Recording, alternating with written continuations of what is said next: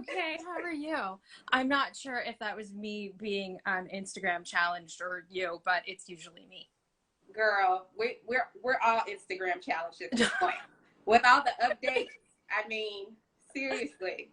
I am life challenged in general right now. I love your hair. It's super cute. Oh, thank you. Same to you. I'm a little bit of a mess right now, but it is what it is. You look amazing. Oh, I'll take it. Thank you. So if you today hear voices, by the way, it's because Biggie's on my lap, and I was gonna ask about Biggie, so I'm glad he's here. I wanted him to be here. Hey, Big. There, Biggie. Yes. There we go. Yes, Biggie. So today we are joined by the beautiful Danielle Nicolet. For those who don't know, currently starring on the CW hit The Flash. Dan, we're so happy to have you. I hope you don't mind me calling you Dan. Everybody but my mama calls me Danny. It's fine. Okay. Yeah. I'm totally the nickname girl. Like I just am. I don't know why. What's your nickname? Mine's is just I'm Ashley, so it's Ash. Ashu? Yeah. Okay. Yeah. Yeah. I know. So, I have one really good friend named Ashley Murray. She's on Riverdale and Katie Keene. And I love her so much, and I'm an auto nicknamer. So like if I meet you and I love you, I'm automatically nicknaming you, and she hates it so much, and she gets so mad at me all the time when I call her Ash. That's why I asked, because I'm like, do you mind? I'm like, Dan, I'm totally like you, the same. So thank you so much for talking to us today, Dan. How Biggie is here. I was going to ask about Biggie. How are you today? Like, what are your plans for this weekend? Oh, I don't know. You know, I mean, I'm okay. How are you? How's your heart? Like, I feel like we all just have to kind of like check in on each other's hearts right now. And we do.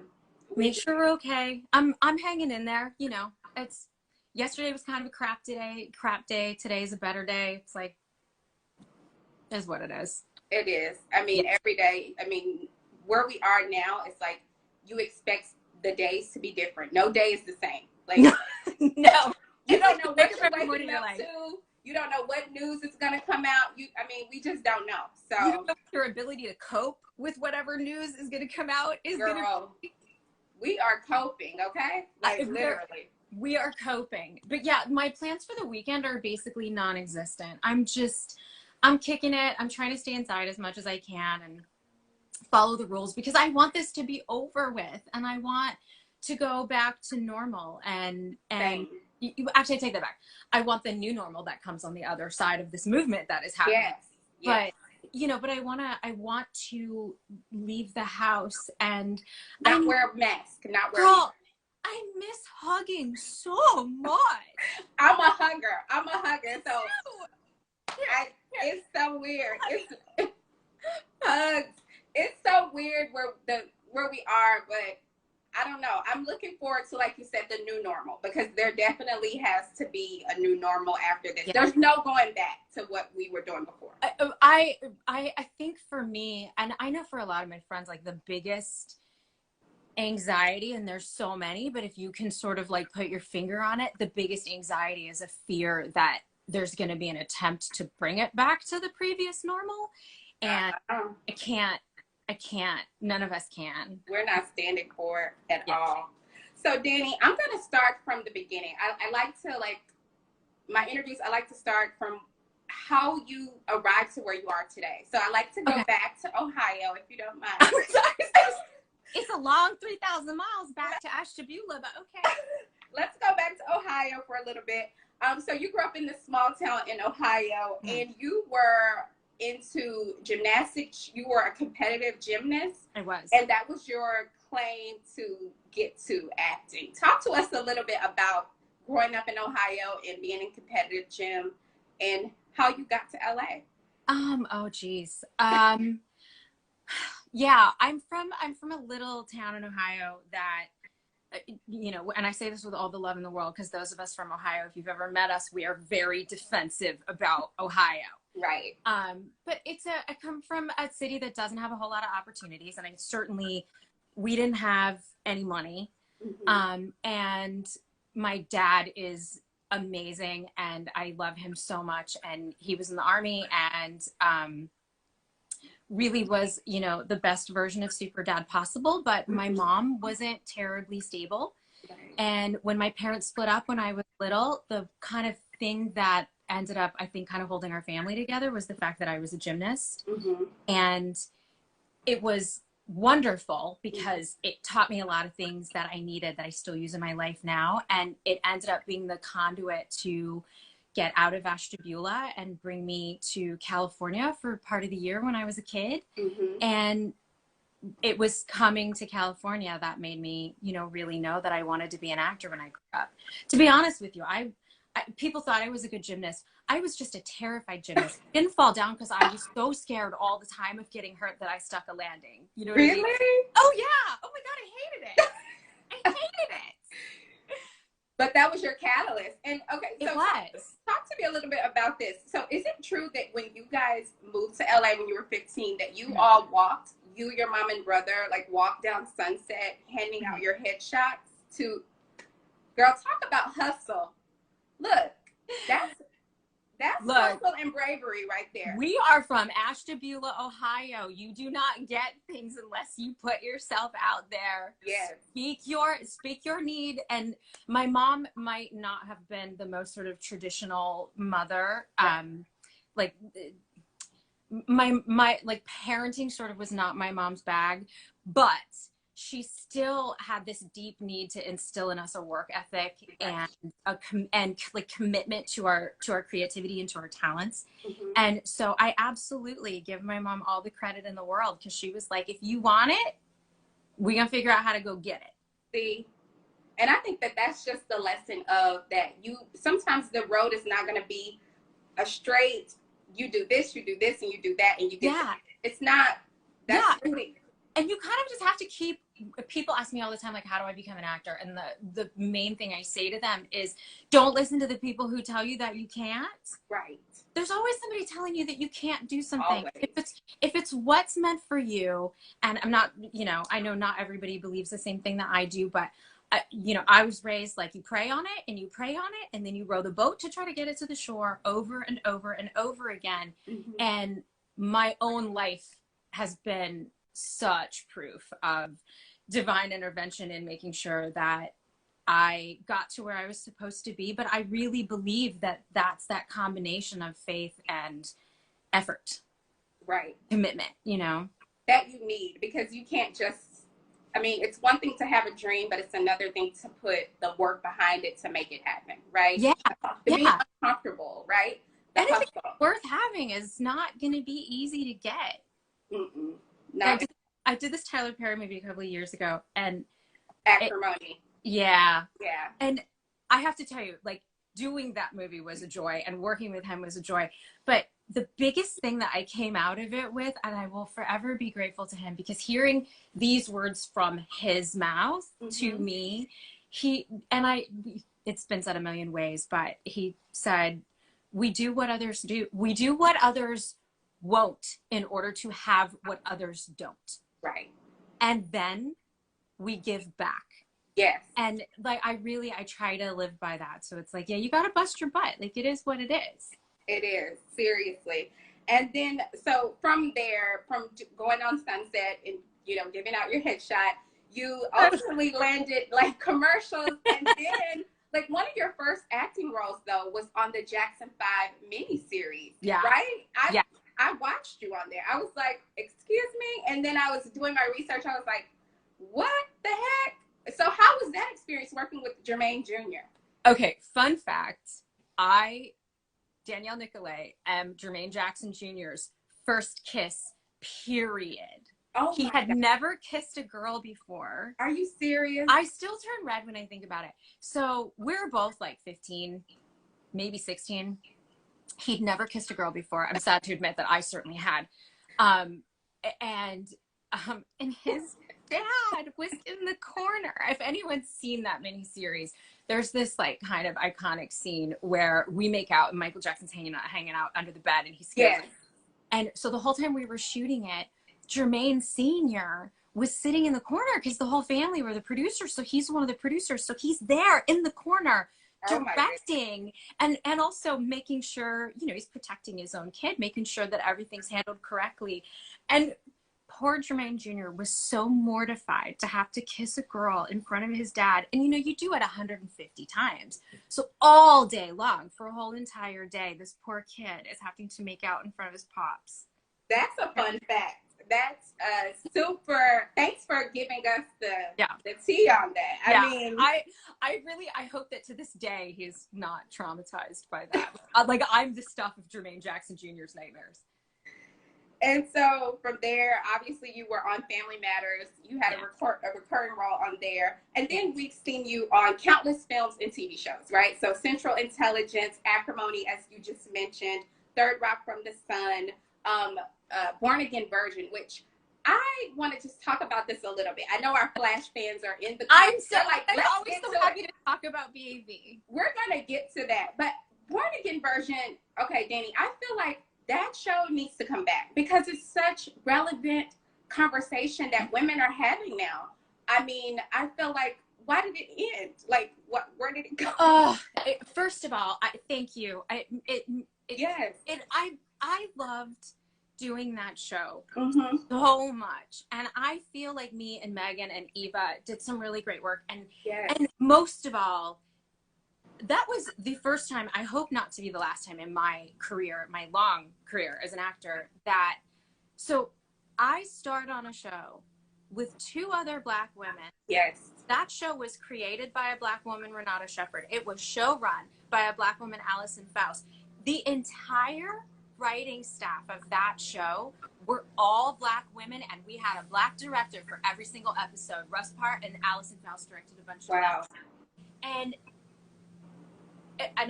And just for the record, I would never leave out my beloved Tank for anything ever. Right. Also, like everyone's favorite part of the show.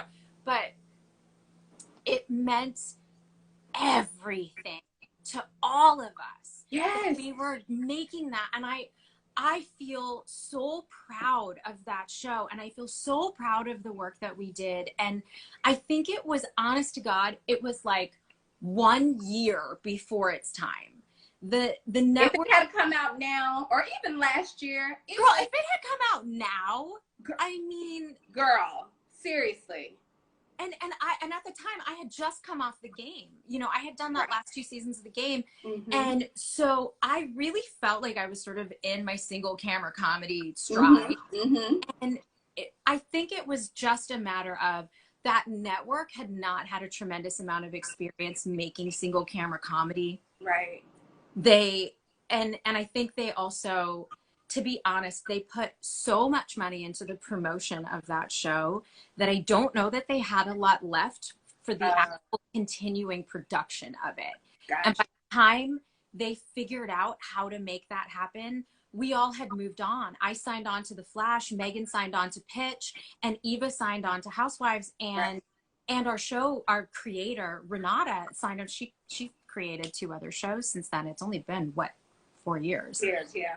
But yeah, that show is one of the great loves of my life. I love that show. I was just like, that show would be so relevant to like today. Know. I mean, with women, I mean, those are things that we are, you know, people are talking about. I keep telling Tank that we should go back to the network and y'all should pitch a movie. Because everybody can like get off of their respective shows enough to make it happen. I keep telling we should pitch a Born Again Virgin movie where we find out what happened to Jenna and Donovan, and you know, that's a good idea. I think fans will be here for that. They would be like, we will be tuned in. Like, okay, yeah, what time, when, where, we're showing up. Yeah. For sure. But so when one door closes, another one opens, and that door was The Flash. Yeah. So talk to us a little bit about it, because you were on the season 1 finale where you were introduced, right, as Cecile Horton, DA, District Attorney. Yeah. Talk to us a little bit about how you came to be on the show. Well, first of all, I'm the most blessed actor on earth, and the fact that this has happened, that it happened the way that it did, I never stopped being so grateful to God for. But so I had done a series previously. I'd done a film called Red Faction that was like a backdoor pilot for a different network. And the creator of The Flash was the same creator as that. So we'd been working together for over a year prior to that. And that ended up not going. And Flash came along and he called me up and said, hey, so the network wants to know if you want to come and do the show. Like, we'll introduce you at the end of season 1. And, you know, you're going to be Joe West's love interest, which, like, who doesn't want to hang out with Jesse? And have this lovely journey on the show. And that was great. I had already done the pilot for Born Again Virgin. Right. And I'd already signed on to Central Intelligence. So that meant 4 months in Boston. And so I came and I actually did, I think I did 3 episodes in season 1. Okay. But once Born Again Virgin got picked up and I had to tell Flash I'm not going to be able to stick around, I think they trimmed me out of either 1 or 2 of them. And so then BAV went for 2 seasons and I did CI, I did Deidre and Laney, I did all this other stuff. And then when BAV got canceled, here's where I'm the luckiest actor in the world. I got a call from the producer saying, hey, do you want to pick up where we left off? We just read on Deadline that your show was canceled. And I said yes and got on a plane as fast as I possibly could before they changed their minds. First of all, Danny, I feel like you have constantly worked, right? Like you've been blessed to like consistently book work after job after job after job. What's your secret to, what is your secret to that? I have no idea. I mean, obviously I love my job. I studied really hard my craft. I really like what I do. I'm passionate and committed to it. But it's tough business. It's been a tough business. It's a tough business for a Black girl, believe me. And starting as young as I did, I honestly sometimes don't know how I've been so fortunate and stuck it out as long as I have. You know, there's been some tough roads to hoe. It's not easy. And so back to Flash, I just have to say that because you have been working like since the 90s. It's 2020. Oh my God. That's a long time. You've been on your grind, girl. Like, I salute you for that. But talk to us a little bit about Cecile and your character and how she's evolved from when you were on in season 1 to where we are now. Obviously, the baby, the powers. But kind of talk to us about her evolution to where she is now. Well, okay. In the beginning, so, oh my God, my hair looks insane. It's super I keep looking at you because you look so lovely and I clearly just got out of the shower. So when I came onto the show in season 3, so for season 3 and 4, I only did about half of the episodes. Not that I didn't want to be there more. I was committed to other projects. And so in the beginning, in season 3, I kind of was just there, you know, just kind of like swinging in and saying hi and like setting up the whole being Joe's love interest thing. And then to be entirely honest with you, because it was one of the better days of my life, so in between season 3 and 4, I get a call from the producers saying, hey, you know, we want you to stick around full time. And we have this idea of giving your character powers.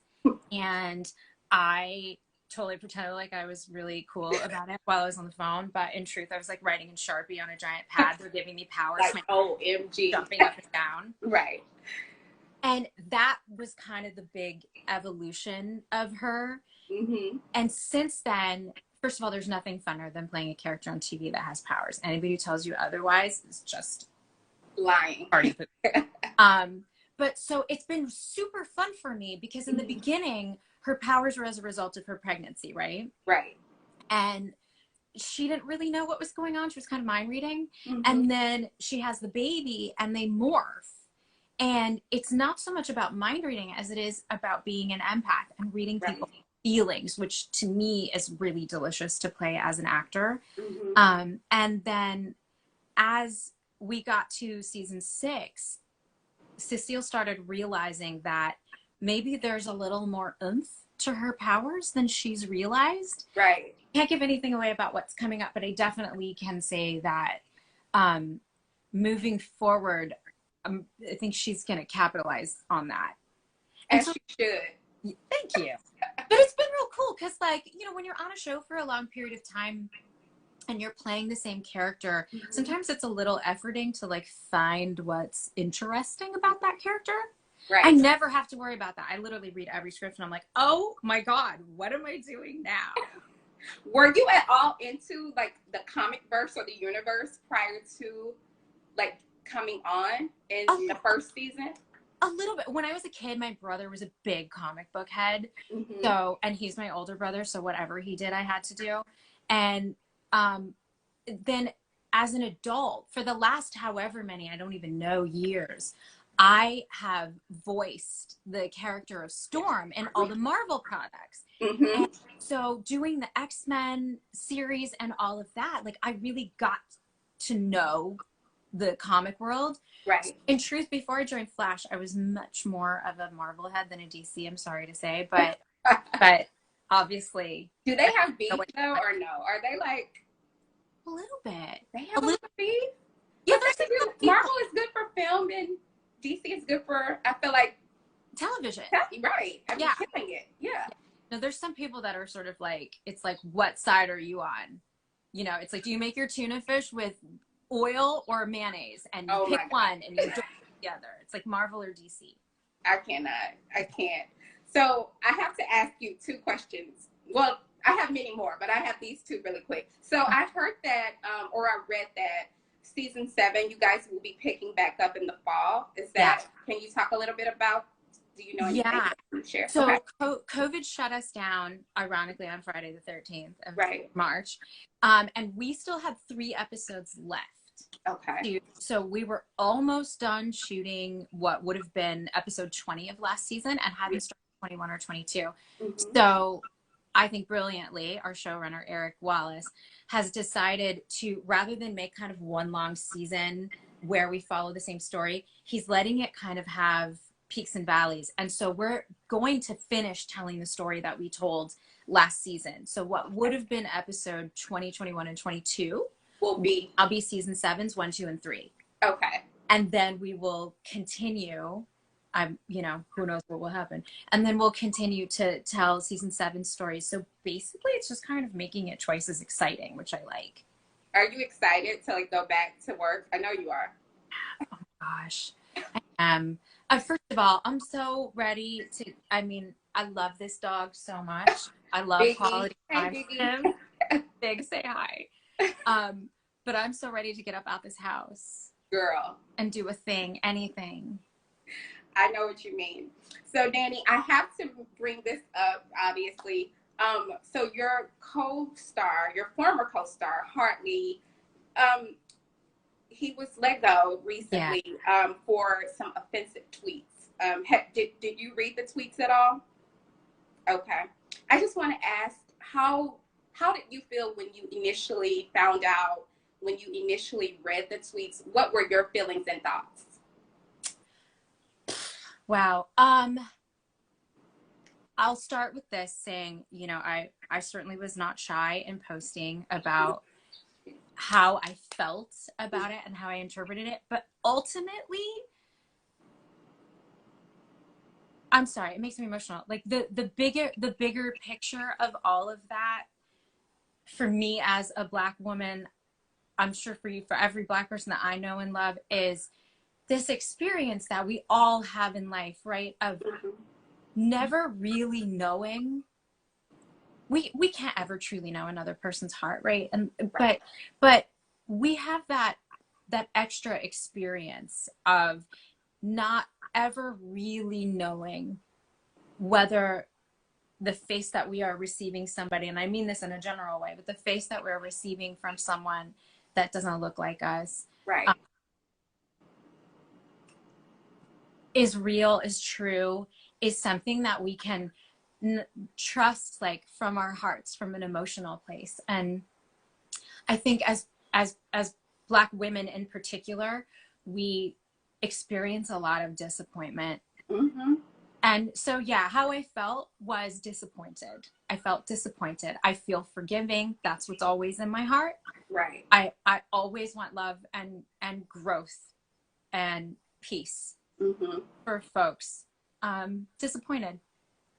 I felt a lot of disappointment lately. I know. And like you said, I felt what you said about how I feel like we're always hoping on the inside that, you know, our white counterparts are good people, or they don't think that way. Even if the tweets were old, they were very offensive. And, you know, I mean, you probably built a friendship with him. And I know that you were probably like, no, this is somebody that I, you know, truly liked and enjoyed or worked with. And you were my coworker, and you had these words, these tweets come out. And then let me ask you this. Do you believe in the whole cancel culture thing? Do you feel like, what are your thoughts on cancel culture? Okay, that's a little bit of a tough one, because I by no means do I intend to push my personal spirituality on anybody. Mm-hmm.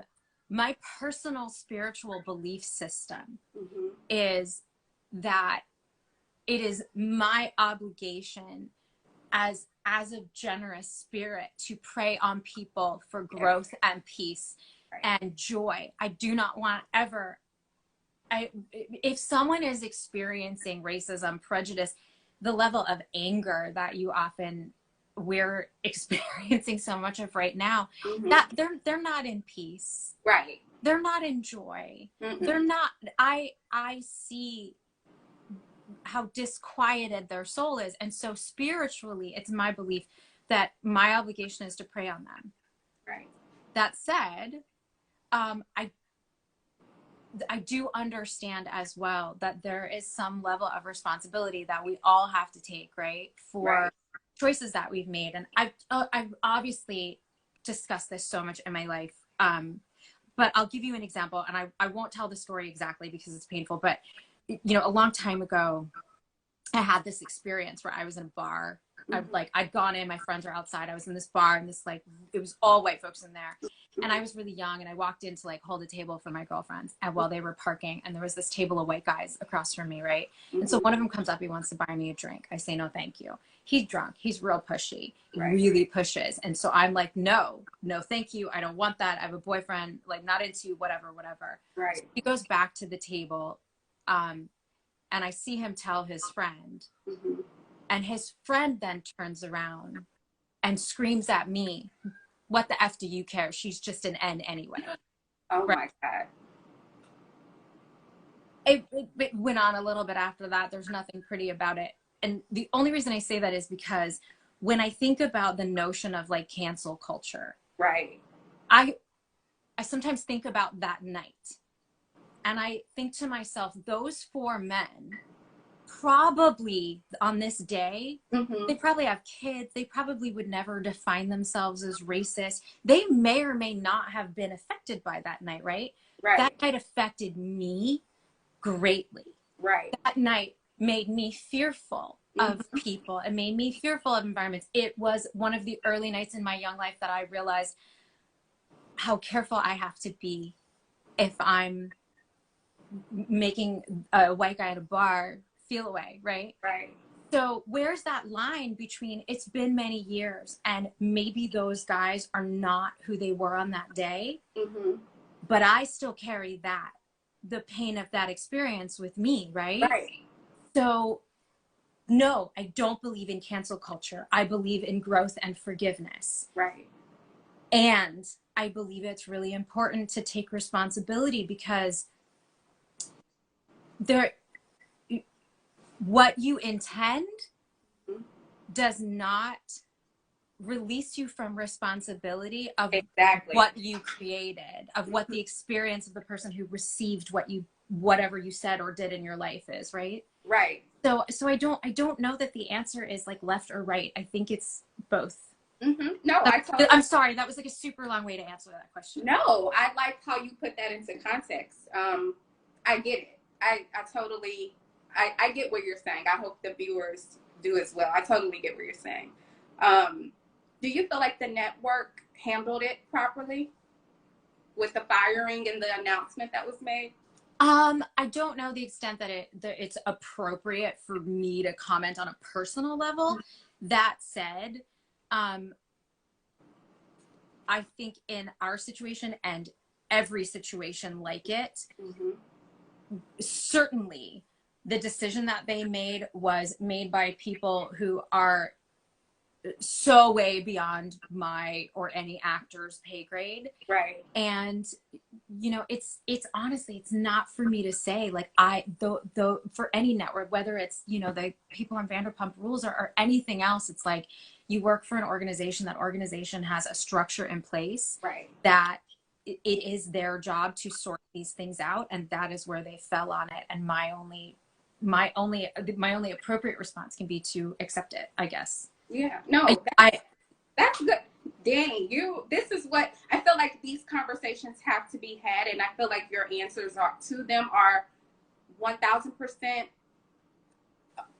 understandable, right? Yes. I mean, but I'm asking as we have the discussion, but no, I totally understand where your point of view is coming from. Let me ask you, so The Flash will be seeing in 2021, right? Yes, as of right now, we are slated for January, I want to say 21st, but like third week of January 2021. Mm-hmm. Okay, so we'll be tuning into that. We are all so ready to go back to work. We'll be tuning in. We're all so ready. So let me ask you, Danny, continuing a little bit on this discussion, representation, racism, if you will, systemic racism. Have you ever turned down a role that you felt was a stereotypical role and you felt like, which one? Which one? Are you kidding me? So how did you handle that? How did you go about handling that? It is a really tough, it's a tricky thing in this industry. It's getting better, but it's not good yet. There have been many times when I have been offered roles that, I won't say what movie it's from, but I will say, you know, things that are like naked and sexually inappropriate, like bathroom humor. And listen, like, comedy is my forte. Like, I'm not afraid to be funny. Right. But like things that were embracing of stereotypes, many things that I felt, I have this rule that, like, if I have to be ashamed to tell my dad I'm doing it, because my dad be real, like, he will call you on it. This is how bad my dad is. I did this Netflix movie called Deidre and Laney Rob a Train. Mm-hmm. And my character plays, like, she was a teen mom and she has these kids and she's been raising them alone, and they are 16 and 18 years old now. And she loses it. Like, she loses her job. She doesn't have any money. She flips out in a Best Buy and she breaks everything and she goes to jail. And she is so happy to be in jail because it's the first time since she was 16 years old that she wasn't cooking 3 meals a day and, like, taking care of her. And it's obviously a comedy. My dad was like, I don't like seeing you play a Black woman in jail. I was like, Daddy, it's a comedy. But so it's work. but my rule is, if I can't bring myself to tell my dad that I'm playing that role, or if he's not going to find any pride in me for playing it, then I'm not going to do it. And it has meant not paying the rent, you know, back in the day a couple of times. But there's also the flip side of that, which is I've spent many times being the only Black person on a show. Right. And because the way the industry kind of shakes out is the vast majority of the writers are white men, right? Right. The white men tend to write a script that's based on people they know, what they know, what their experience is. So all the characters tend to be white. And then at some point, this pilot makes it to the network, and then somebody at the network says, well, diversity, we have to make one character Black. Because that's the diverse thing to do. So, because diversity is not equality. So they make the one character Black, and then they wait until they make that the very last character that they cast. Mm-hmm. She's usually a Black woman. And then she's the only Black person on the show, only person of color. And many times I have been in that role.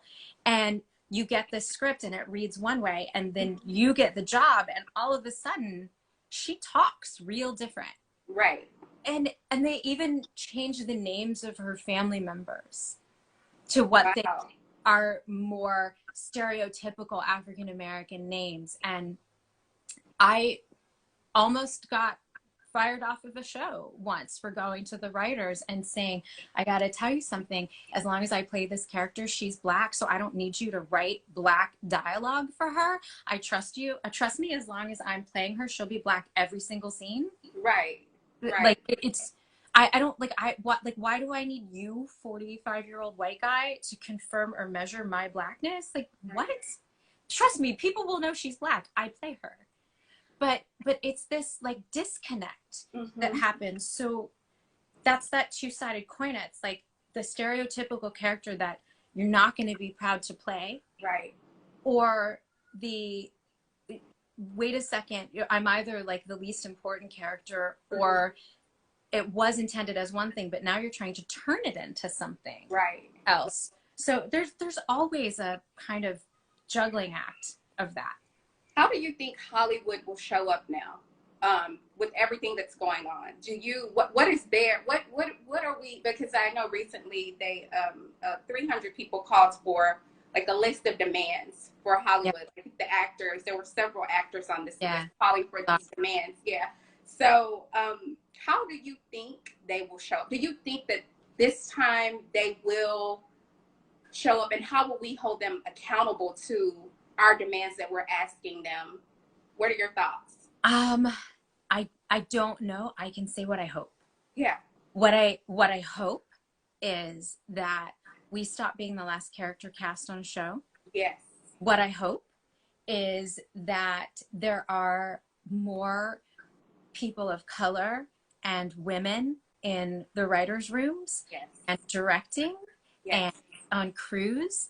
And what I hope is, and this is like getting a little in the weeds inside baseball, but for me, experientially, I've done a lot of television series. It almost invariably, the line producer, who is the producer that hires everybody that's on the crew and essentially operates what an actor's working experience is, right? That line producer almost invariably is like an older white man. And I'm not necessarily saying that there is a conscious bias there, but there is a subconscious bias that often happens. And that subconscious bias plays itself out in everything from the hair and makeup trailer to the crew for what a Black actor's experience is. Now, all of that said, more importantly for Hollywood, because more importantly for what's going on in the world, because by anyone's measure, I am extraordinarily blessed. All of us who get to work in Hollywood are. Right. In the grander scheme of things, what I hope to see happen in Hollywood is I hope that movies and TV shows stop glorifying police.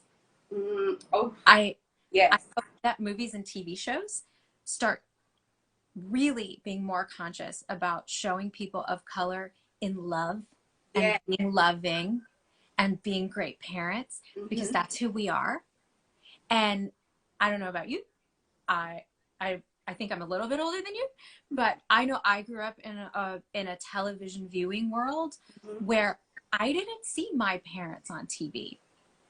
I didn't see Black men being kind and gentle and loving. I didn't see my dad, who changed my diapers and braided my hair and took me to school every day and worked his butt off to keep his family safe and sound. I didn't see that. I saw either entirely desexualized Black men. I saw thugs. I saw robbers. I saw drug dealers.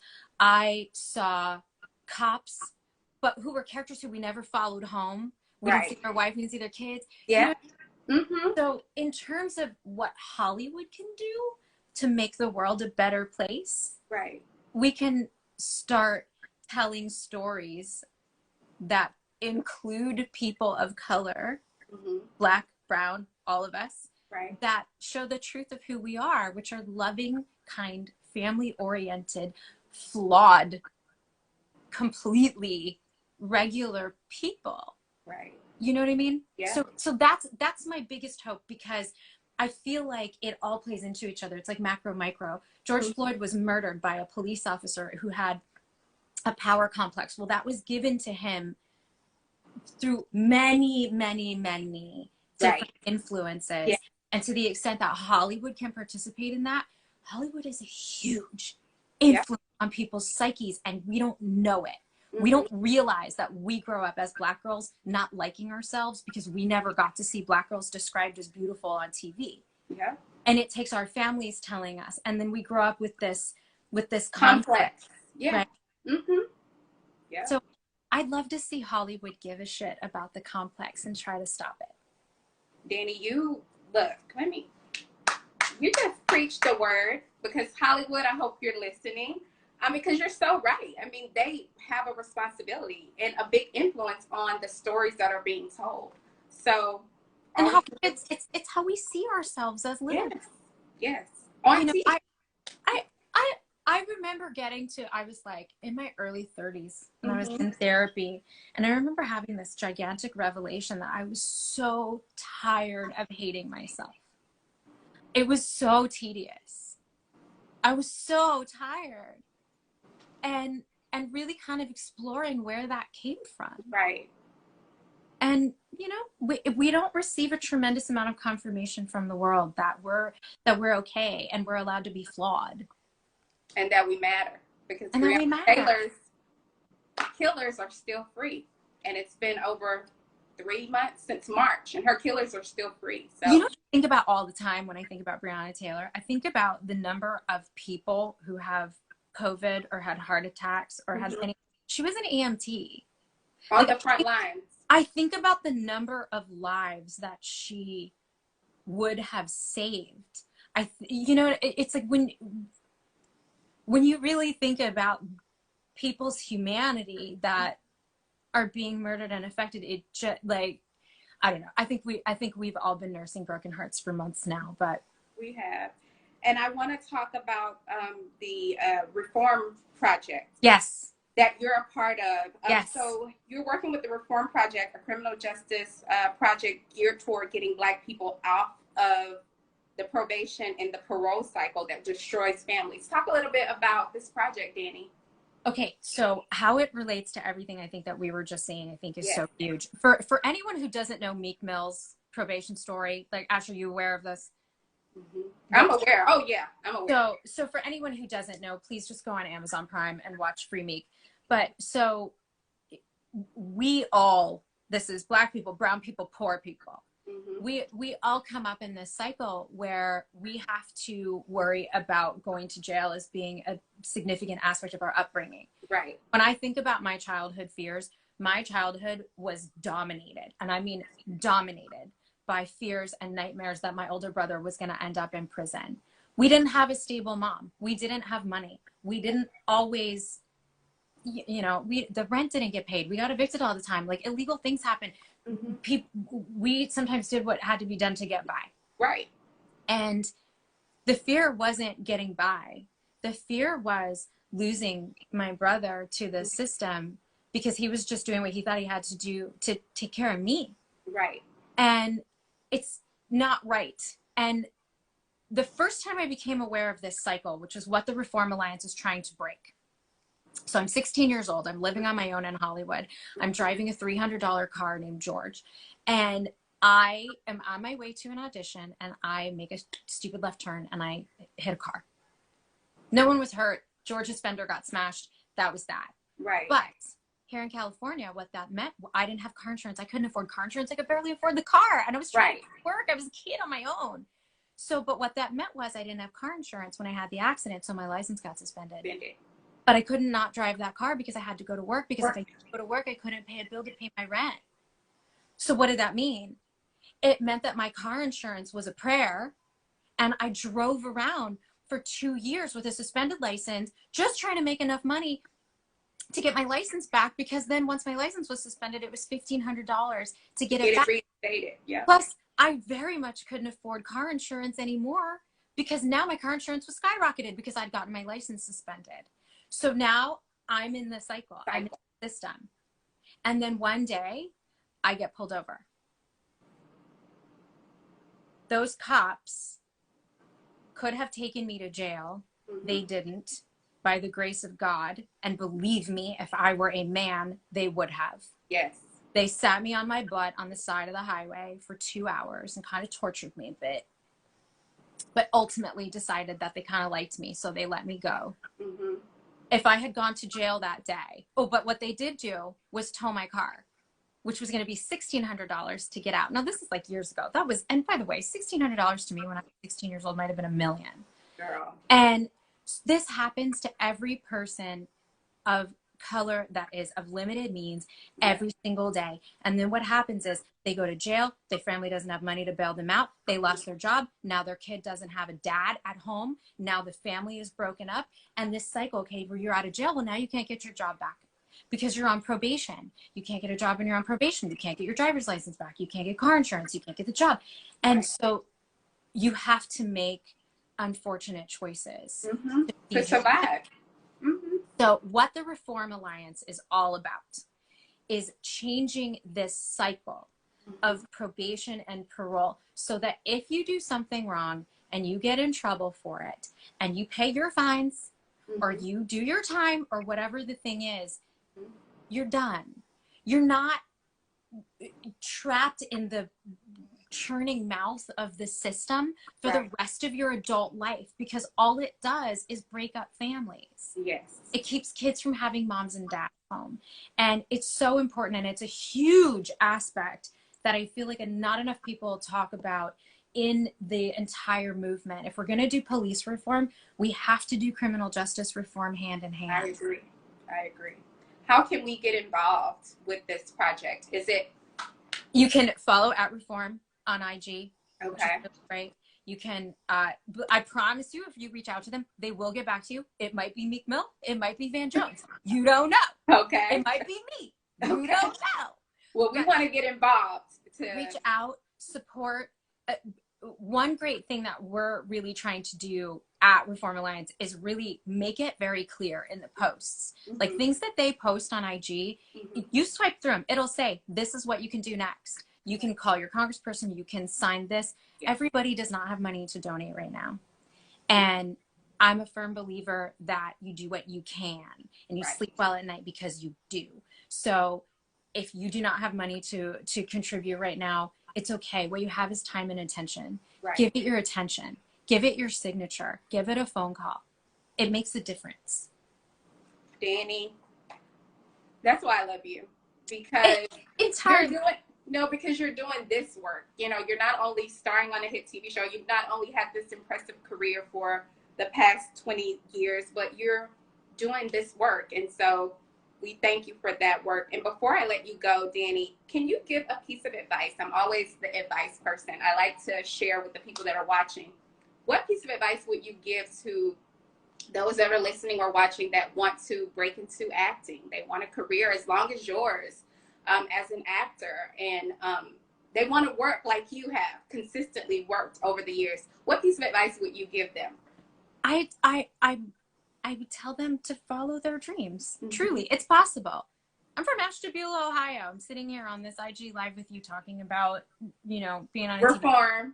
Like, come on, girl. Like, it is possible, and you have to love it. You have to not do it because you want to be famous, because fame is a side effect. And then if you get it, please do something positive with that. But truly, if you love the work, if you commit to it, it's a craft, it's an art form, learn it, and then give it your best shot. The idea that anybody tells you can't do something that your heart is telling you to do, I think it's nonsense, and I think that they're dream killers, and you should ignore them. Well, we are doing this to the dream killers and thanking you for your time today. I feel like I'm one of the Flash girls now because I've interviewed Jessica, I've interviewed Candace, and I saw you did Candace. I didn't know you interviewed Jess too. Yes, she was one of my first, so I feel like I'm one of the girls. I should come on set next season. Come into the show. Come on. You've met us all. We're all nice. Y'all are all nice, and not to mention y'all all look alike. I'm like, wait a minute. I know. Oh my gosh. Somebody took a picture of me and Jess and Candace together really recently. We were at a friend's house together, and y'all are triplets. I looked at it and I was like, we all look like we got the same mama. Although our moms all do look very similar. Y'all all look alike. And y'all are all so freaking sweet.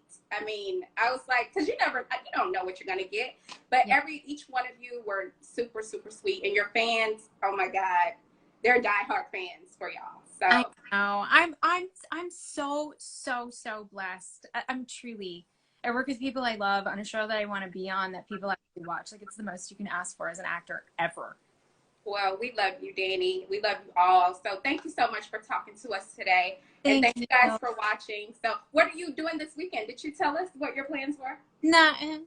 Nothing. But what people can do, like you said, yeah, Biggie. Hey, Biggie. What people can do, I just want to say this, like you said earlier, is to sign the petitions, yes. Call the numbers for Brianna, for Ahmad, for Elijah. Call the numbers, sign the petition so we can get justice for them, because we cannot forget about our sister Brianna. We just can't. I have one other thing too. I just want to say to whomever might need to hear it at the moment. Yeah. I know I felt so blessed with the wonderful friends that I have in my life, like the extent to which we check on each other's hearts. And this is challenging right now. And, you know, for whoever needs to hear it, I got your heart. I got your heart, Ash. Like, I have yours. You're stuck with me now. Y'all are stuck with me. I'll take it. I'll take it. Yeah, but like we're in it together, and you know, just be nice to yourself. Yes, please be nice to yourself and others, please. Yeah, and to others, please, Lord, please be nice to others too. Please, no more videos going viral of people not being nice. Okay. Oh my God. The Karens, but we're gonna pray for them all. So we're gonna take a deep breath. Take a deep breath. Thank you so much, Danny. I appreciate you. I'm hugging you.